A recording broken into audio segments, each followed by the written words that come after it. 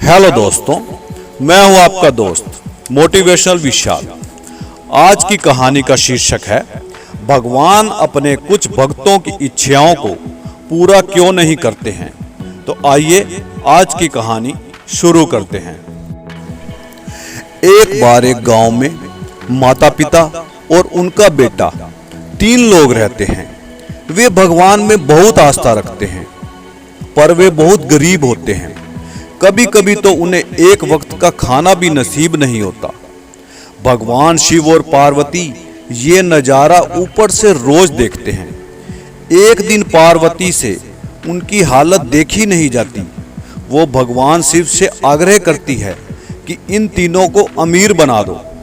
भगवान शिव बोलते हैं, इनके भाग्य में गरीबी ही है, ये कभी अमीर नहीं बन सकते।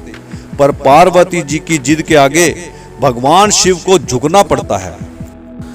भगवान शिव उन तीनों के आगे प्रकट हो जाते हैं और उन तीनों को एक एक वरदान मांगने को कहते हैं, पर शर्त ये रखते हैं कोई भी एक जैसा वरदान नहीं मांग सकता। सबसे पहले उस आदमी की औरत को वरदान मांगने के लिए बोला जाता है।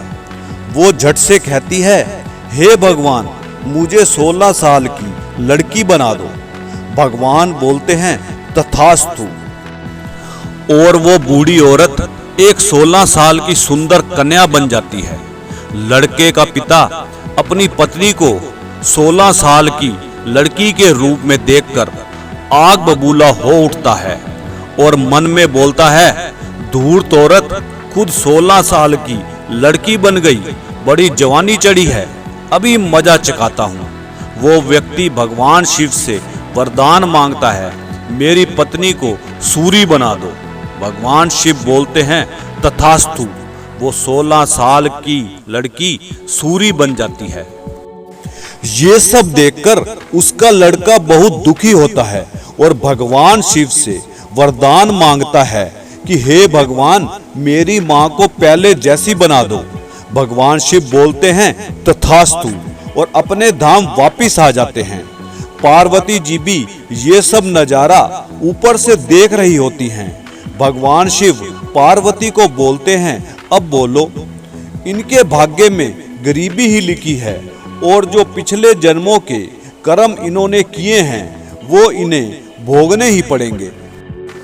इस कहानी के सार से हमें ये शिक्षा मिलती है, भगवान तो अपने सब भक्तों की इच्छाओं को पूरा करने में लगे हैं। अब जब जिसके भाग्य में और कर्मों में जो लिखा है उसे कोई नहीं मिटा सकता। कहानी अच्छी लगी हो तो वीडियो को लाइक कर देना और चैनल को सब्सक्राइब कर देना। धन्यवाद।